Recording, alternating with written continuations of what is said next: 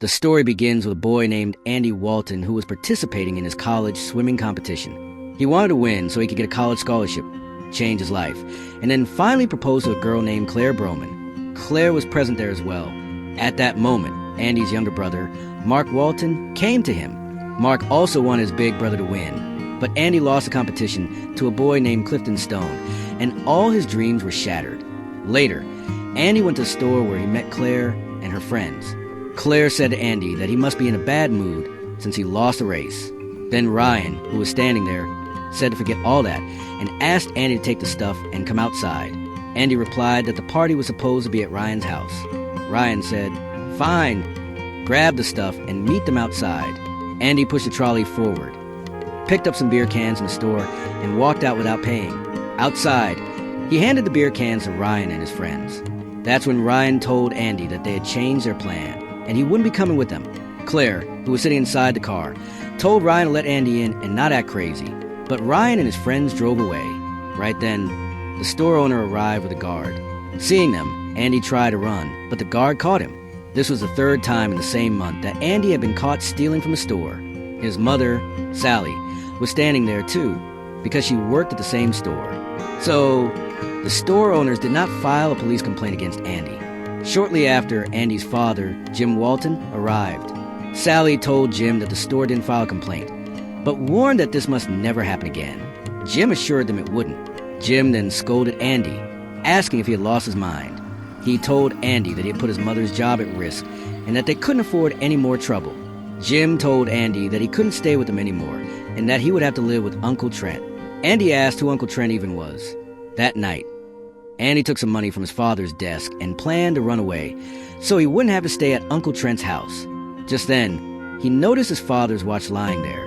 It had a message engraved on it from Andy's grandfather to his father. Andy took the watch with him. At that moment, his little brother, Mark, came in and asked where Andy was taking his bag, saying that it had Mark's things inside. Andy told him that the bag wasn't his anymore. He said he didn't want to stay with a man he had never even met, so he was leaving home. Hearing this, Mark tried to stop him and called out for their mom and dad. Andy's mother then called him upstairs. The next day, Andy's family waited near the boat. Trent Walton, the man who arrived with the boat, was Andy's dad, Jim's brother. Trent greeted Andy and tried shaking hands with him, but Andy refused. Sally asked Trent if he could handle the boys. Mark was excited to go to the island, but Andy was not. Sally also told Trent that Mark had one problem. He needed to be kept away from water. After that, Jim and Sally sent both their sons with Trent. Mark was happy after reaching the island, but Andy wasn't. Then Mark noticed a Walton Island board being taken down by some workers. Mark asked Trent if the island was theirs. Trent replied that once upon a time it used to be. Mark said the people were changing the name of their island. Trent told him that with money, anything could be done. He then called the boys over to take their picture beside the boat. At the port, Andy saw a plane landing. From the plane, a girl and a man got out. Watching this, Andy headed toward his uncle's house. Later in the evening, Andy, Mark, and Trent played a card game, and Trent won. Andy then got up and looked at the bottle art placed there. Ships built inside glass bottles. Trent told Andy that he could teach him how to make those if he wanted. Each bottle had a ship inside it and also a note. Andy then asked Trent something that had been bothering him. The island was named Walton Island after their family. So by that logic, he should have been born into a wealthy family, but all he had ever known was poverty. Trent explained that before the two of them, meaning Trent and Jim, their ancestors used to be very wealthy. Andy stepped outside and asked Trent what exactly had happened. Trent told him that he didn't know anything either, and no one else did. People had only seen his father's boat drifting in the water. Andy then asked how the Walton family used to be so wealthy and how all that money was gone. He also asked why Trent never tried to find it. Trent replied that he had tried a lot, but he couldn't do anything. After this, Andy began running through the forest out of frustration. Back at the house, Trent and Mark were still there, and Mark told Trent that Andy would be back soon. Trent then gave Mark a compass lock puzzle to solve. While solving it, Mark asked if their grandfather was really very rich. Trent replied, yes, he was extremely wealthy. He said their grandfather had been a World War II Costa Rican and loved treasure hunting. He still remembered their grandfather's last treasure hunt. At that moment, Mark solved the compass lock and showed it to Trent, who was impressed. Meanwhile, Andy ran deeper into the forest, angry at his uncle. He picked up a stone and threw it into the woods, and it hit something. He heard it strike a vehicle. When he went closer to look, someone suddenly came up behind him and pointed a gun at him. Andy said, "Calm down. My name is Andy Walton, and I'm Trent Walton's nephew." The man replied that he knew exactly who Trent Walton was and knew Andy's entire family. He said Andy wasn't the first Walton to come searching for his grandfather's treasure. Then the man tied Andy's hands, covered his mouth with a cloth, put him into his truck, and later dropped him off somewhere. When Andy freed himself and removed the cloth, he found himself right outside his uncle's house. Confused, he went inside and saw that Trent was sleeping. Andy then began looking for the watch his grandfather had given his father. Mark came out and told Andy that Uncle Trent had told him everything about their grandfather. Andy uncovered the blanket on Mark and asked why he was wearing a life jacket. Mark said their mom had told him to keep it on, and he liked wearing it. Andy then said, "Okay, tell me what Uncle Trent told you." Mark explained that Trent had said their grandfather loved secrets and was an excellent treasure hunter. Hearing this, Andy said that now it was his turn. He had to find the treasure. He couldn't stay poor for the rest of his life, and he believed the island definitely held a treasure that he needed to find. Andy then looked at the message written on the watch that his grandfather had gifted to his father. It was a riddle that Andy couldn't figure out. The next morning, Andy and Mark were working on something when someone entered the shop. Andy stepped outside and saw Claire there browsing jewelry. Seeing her, Andy said, "Claire, you're here." Claire Broman was the same girl Andy liked. Claire asked him what he was doing there. Andy explained that after the incident, he was caught again. So, his parents sent him and his little brother to stay with their uncle. He reminded Claire that she had left with her boyfriend Ryan that day while he got caught by the guard.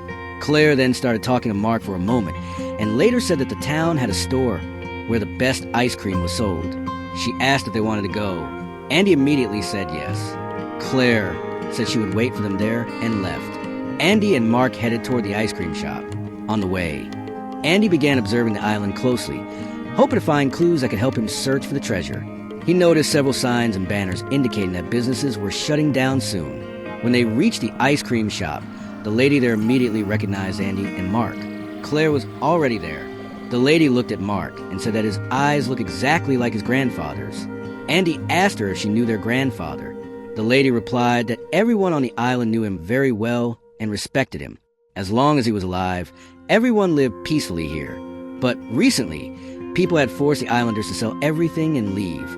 She said all of this while looking at Claire, because Claire's father was the one who would take over the island in 2 months. Hearing this, Claire quietly took her ice cream and left.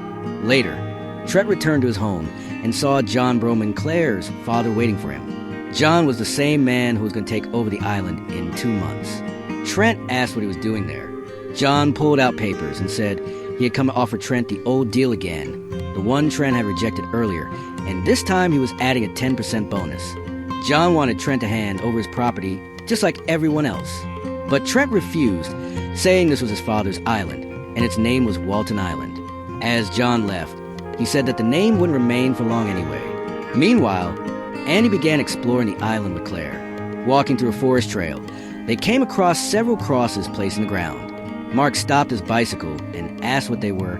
Claire explained that this was a West Forest area, and those crosses were placed in memory of 9 people who once went into that forest and never returned. They were searched for everywhere, but were never found. People said strange things about this place, like the forest was haunted. Andy said, at least there was something interesting on the island. Mark then walked into the forest, but Andy said nothing like ghosts existed. They were just stories. Claire warned that there were 9 crosses already, and she didn't want a 10th one with her name on it. She left after saying that. Once she was gone, Andy went into the forest and began calling out for Mark, but Mark was nowhere to be seen, and Andy became extremely scared. Suddenly, Mark jumped in front of him. He had been joking. The two of them left the forest and began heading back. At that moment, Andy fell into a pit. The pit had been covered with wooden planks, and when the wood broke, he fell inside. Mark rushed away and returned shortly after with Uncle Trent, who pulled Andy out of the hole. Trent scolded both Andy and Mark, reminding them that he had told them never to go into the West Forest.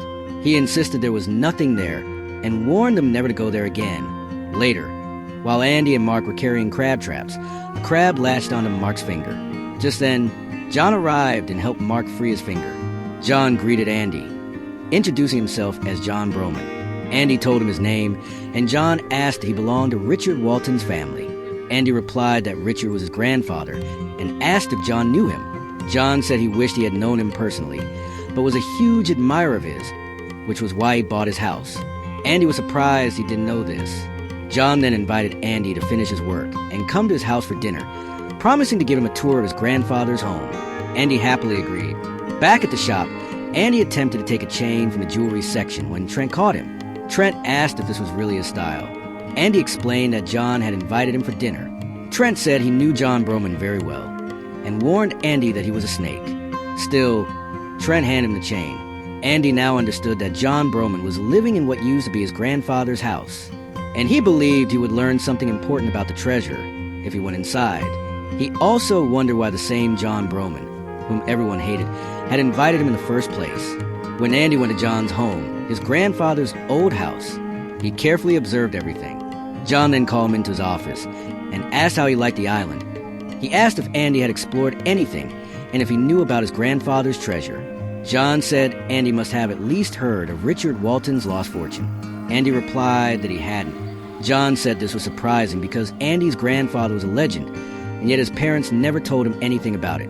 John continued telling Andy that in the 17th century, a pirate named William Kidd had buried around 10 million in gold somewhere on the island before his death. But Richard Walton's treasure was estimated to be worth twice that. As Richard Walton's grandson, John believed Andy might be the rightful heir to the treasure. John said that unfortunately, he himself was too busy developing the island, but he promised Andy that if he ever found the treasure, it would belong to him. Just then, John received a private call and asked Andy to excuse him. Andy stepped outside the office. Claire then approached Andy and told him that her father planned to demolish the house soon because a road would be built through property. Before the house was torn down, she wanted to show Andy something. She led him into a hall inside the house where a World War II decoder was kept, a device once used by Navy intelligence. Claire said it was her father's most precious possession. She told Andy to open the glass box, and when he did, the decoder slid inside. Claire explained that it only opened with a key, and the key was with her father. She then revealed that the decoder had been designed by Andy's grandfather. Hearing this, Andy looked at his grandfather's photo and realized how legendary he truly was. Claire went on to explain that her father brought her to the island every summer.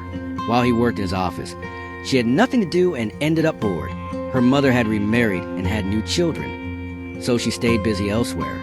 Claire then told Andy that the house they were standing in once belonged to Trent, but he lost it to her father in a card game.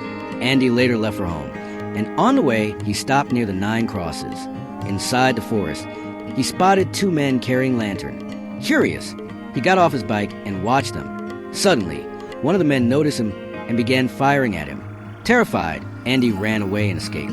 Returning home, Andy immediately asked Mark where Uncle Trent was, but Mark didn't know. Andy checked Trent's room, but he wasn't there either. Then Andy noticed something unusual, a watch identical to the one he had taken from his father's room. This meant his grandfather Richard had given both of his sons, Trent and Jim, matching watches, each containing its own riddle. Suddenly, Trent returned, saw the watch in Andy's hand, snatched it away, and told him not to touch it because it belonged to his father. Andy then told Trent that he had seen people in the West Forest searching for something, and when they spotted him, they started shooting at him. Hearing this, Trent said Trent warned Andy that if he ever went into the West Forest again, he would lock him inside a room. Hearing this, Andy snapped and said, "Who even are you? Are you my father that you talk to me like this? Or are you just a man who lost everything in a card game?" Trent replied that when someone doesn't pay property tax, the government seizes everything they own. He said that Andy's grandfather, Trent, and Jim's father had been a genius, and he decided to hide all their money. But he died without telling anyone where he hid it. As a result, the only property they left on the entire island was that one house. And even that house, Trent lost to John Broman while playing poker because John was his last option. Andy was looking again at the pocket watch he had taken from his father. Mark arrived, saw the watch, and said that both watches looked exactly the same. Andy explained that the riddles on the 2 watches were different. Mark then began reading the riddle on their father's watch. It said, "My son, Jim, it is unfair and cruel that we must part so early, but the beginning is the end, and the end is the beginning. Be ready at the crossroads where I await your search. Find your reward and wait for the gift of time. Andy wondered what beginning and ending meant. Mark thought for a moment and said, "It must refer to midnight, the moment when one day ends and another begins, where beginnings end and end is beginning." But then he asked, what was written on Uncle Trent's watch? Andy said it mentioned something about a sunset guide. Hearing that, Mark confidently said the answer was easy, but refused to reveal it unless Andy promised to take him along on the treasure hunt. Andy agreed, and only then Mark said the sunset guide must refer to the North Star, the one star that does not move in the night sky. They both went to the beach at night to look at the North Star, but while watching the night sky, they fell asleep right there. In the morning, they woke up and began heading back home. On the way, Andy told Mark that he had been right about the midnight part, but wrong about the North Star. His guests had wasted their time. When they reached home, Trent took away their bicycles and locked them. He scolded them, saying they must be joking if they thought staying out all night without telling anyone was acceptable. Mark went inside, leaving Andy standing outside thinking. Just then, Claire arrived. She reminded Andy that she had told him earlier about his uncle losing the house in a poker game. She apologized, saying she thought he already knew and didn't mean to shock him. As she walked away, Andy asked if she wanted to join them on the beach. Andy, Claire, and Mark were together at the beach. Andy gave Claire the chain he had taken earlier, and in return she took off her own chain, which had a small key attached to it, and offered it to Andy. Andy refused, saying he didn't wear chains like that. Mark immediately asked for it, and Claire handed the chain with the key to him instead. Claire then pointed to a lighthouse and told Mark that it had been built by his grandfather. She said he should go see it. Andy signaled to Mark, and Mark headed toward the lighthouse. As Mark approached the lighthouse, something clicked in his mind, and he ran back to Andy. He excitedly said that the riddle on the watch was right in front of them. They had misunderstood it all along. The riddle mentioned a sunset guide, and they assumed it meant the North Star, but the sunset guide was actually the lighthouse. Andy and Claire went with Mark toward the lighthouse. Andy climbed to the top, searching for clues since his grandfather had built it. They went into the map room and continued looking. There, Andy noticed a clock. The riddle in his father's watch mentioned time, which Mark said meant midnight. The clock inside the lighthouse had stopped, so Andy set it to 12:00 at midnight. As soon as he did, the clock chimed and a hidden compartment opened, revealing a paper. Inside was a message from Richard Walton. It read, "Very good work, my son. Now don't rest. Every clue is near you." Andy flipped the paper and found more writing on the back. Looking at his father's pocket watch, he realized they would need the second watch, too. Mark then pulled out the second pocket watch, which he had secretly stolen from Uncle Trent. Mark wrote down both riddles exactly as they appeared, and using the first letter of each line, a word formed. Use birthday decoder. Andy immediately understood. The World War II decoder his grandfather designed was in Claire's house. They needed it, since Trent had locked their bicycles. Andy took his uncle's car, and they went to Claire's place. Her father was in his office, speaking with two men. Claire quietly entered the office. Her father asked if she needed something, because he was busy. Claire said she only wanted a deck of cards to play with before going to sleep. She picked up the cards and told him goodnight. Claire then gave the key to Andy and said she would keep watch while he went upstairs. Andy and Mark went to the room where the decoder was kept. Andy unlocked the glass case using the key. Mark began reading the letters in the paper they found, and Andy typed them into the decoder. Meanwhile, downstairs, John was telling the two men that he had already told them many times that the old man had hidden multiple treasures around the star. He said he had invested heavily to make the island his. Upstairs, Andy finished entering the entire message in the paper into the decoder. As soon as he did, the mirror in the room began to open, and the sound of the mirror sliding echoed through the space. John downstairs also heard the loud sound of the mirror opening. At the same time, Mark said someone was coming upstairs. Andy and Mark immediately shut the door, hurried behind the mirror, and hid there. As the mirror closed again, John arrived with his gun and noticed that the decoder's case was unlocked, and his key was still in it. He heard a faint sound coming from behind the mirror and began staring closely, suspecting that someone was hiding behind it. Inside, Andy and Mark stood completely still, watching John from the other side of the glass. Just then, Claire arrived and asked her father what he was doing there. John angrily accused her of stealing his key and giving it to those kids, demanding to know where they were. Claire, frightened, said nothing and ran away, and John ran after her. Meanwhile, Andy and Mark explored the hidden room behind the mirror. Inside, they found many items belonging to their grandfather, and on the table they discovered a key and an electronic instrument. They took both and slipped out. After walking some distance, they stopped to reread the message from the watch. It said the treasure required one last step, one that never ends. But they must be careful because what lies below is the root of all evil. It directed them to look under the roses in the West Forest. They immediately decided to return to Trent's house because they needed walkie-talkies and a few supplies. At home, Andy apologized to Trent for taking his truck without permission. Trent then told Andy that he didn't hate him. He said he too had once been exactly like Andy. He explained why Jim no longer spoke to him. Not because of the poker game, but long before that. When he was Andy's age, Trent had stolen a lot of money from their father because he wanted to travel and have fun. He was selfish and foolish. Then one day, he came home and learned that his father was gone. Saying only that, Trent walked away. Andy looked at the medals on Trent's table and realized Trent had been a talented swimmer and had won several competitions. As he closed the box, his hand accidentally knocked down one of the bottle art pieces Trent made. Inside the bottle was a note along with the tiny ship. Andy read the note. "Dear Andy, I'm sorry. I don't deserve to be your father." Confused, Andy wondered why Trent would put such a message in something he crafted that very day. He then checked the other bottles and found more notes, breaking the bottles one by one. He read every message and all were written for him. One message said, "Your father, Trent." In that moment, Andy realized the truth. Trent was his real father. Just then, Trent walked in. Andy confronted him, asking what all of this meant. Overwhelmed with anger and betrayal, he grabbed his bag and stormed out. Mark begged him to open the truck door so he could go with him, but Andy drove off alone. Andy headed straight to the West Forest to the place where the 9 crosses stood. He entered the forest, searching for clues. Soon he noticed markings on the ground shaped like a compass rose.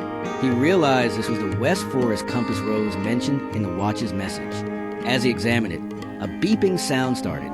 It was coming from the electronic device John had created, the one Andy had taken. He noticed a red button, pressed it, and the ground suddenly opened to reveal a hidden passageway. Andy left the device behind, grabbed his bag, and climbed down into the underground pathway. Inside, he reached a door requiring 2 keys, but he only had one. He tried to open it anyway. Suddenly, the entrance behind him closed, trapping him inside. Andy tried calling for help through the walkie-talkie, but received no response. Meanwhile, Trent had called Jim and his wife to the island because Andy had run away. Claire arrived at the port as well. When Jim stepped off the boat, he angrily told Trent that Andy had been on the island only 4 days, yet Trent had dragged him into chaos. Inside the house, Jim and Trent began arguing until Jim's wife reminded them that finding Andy mattered more than fighting. Claire then spoke up, saying she believed she knew where Andy had gone. She placed both pocket watches on the table. Jim was shocked he had no idea a second watch even existed. Claire explained that the riddles on the watches led to Richard Walton's hidden fortune, and Andy must have gone to find it. Trent said Andy had taken his truck, so they would need to go by boat, deep underground. Andy was trapped and panicking when suddenly a voice came through the walkie-talkie. It was Mark. Andy told him he was stuck below. Mark had already tracked him to the forest and reached the top area. He pressed the button on the electronic device, opening the entrance again. Andy saw Mark standing there and felt immense relief. Both brothers went down together. Mark had the key that Claire had given him, the same key her father John had given her. They placed both keys into the locks on the door, turned them at the same time, and the door opened. Inside, they discovered an entire gold mine with pieces of gold lying around. Seeing this, Andy said this must be why the message explained that the treasure would never run out. Mark found a control panel on the wall and used it to switch on the lights, revealing a passageway. The 2 brothers followed the path until it opened out near the sea. There, Mark saw a compass lock exactly like the one Trent had once given him to solve. Andy also found some documents with John Broman's signature on them. Andy then said that John clearly knew there was gold on this island and had been trying to make deals with their grandfather. Just then, Andy found a letter addressed to Trent and Jim. It said, "Children, if you are reading this, you have found a treasure that will never run out. Take care of one another and stay happy because now you are rich." Suddenly, John Broman appeared with a gun. He opened a large box nearby, and it was completely filled with gold pieces. Smiling, John said that the grandsons of Richard Walton had just handed him the treasure he could never find. He declared that he would now use all the gold for himself. Andy asked why he had so much hatred for their family. John replied that Richard Walton had cheated him. He said he had processed all the gold Richard brought him. Yet Richard never gave him any share. Andy then said that his grandfather didn't disappear for no reason. John had certified all the gold Richard had brought, and one day after following him, Richard never returned. John said Andy could accuse him of anything he wanted, but he would never be able to prove it. Right then, the door to the treasure room began closing. John tried escaping, but couldn't make it in time. On the other side of the door were the words, "This fortune can be yours, but only the hand of a Walton can grant you freedom." Seeing this, Mark had the compass lock he had found. Realizing that solving it and placing it on the door was the only way to open it, John began shouting at both of them. In the struggle, the compass lock slipped from Mark's hand, and he said aloud that this must be the key to opening the door. John pointed his gun at Andy and ordered him to open it. Andy refused, saying John had destroyed 3 generations of his family, and John couldn't kill him because the door required the hand of a Walton to open, and John would need him alive. John replied that he only needed one wall. He shoved Mark backward, sending him falling into the ocean. Furious, Andy leapt after John, grabbing him as they plunged into the water. John sank below the surface and drowned while Andy desperately searched for his younger brother. Because he was wearing a life jacket, Andy eventually floated upward. At that exact moment, Trent and Jim arrived in a boat, searching for their sons. They pulled Mark out of the water in time, but Andy was being dragged deeper by the current. Trent tied a rope around his own waist and dove into the ocean after him. Once Trent reached the surface with Andy, Jim dragged them both back up using the rope. Both were pulled safely out, but Trent had swallowed too much water. Andy immediately began pressing Trent's chest, trying to get the water out, refusing to stop. Finally, Trent gasped back to life. Since John was dead, Claire left the island with her mother. Andy and his father, Trent, resolved everything between them. Andy understood that his grandfather had created this entire treasure hunt so that his 2 sons, Jim and Trent, would eventually rediscover each other and come back together. Soon, the island's original sign, Walton Island, was put back up and the story came to an end.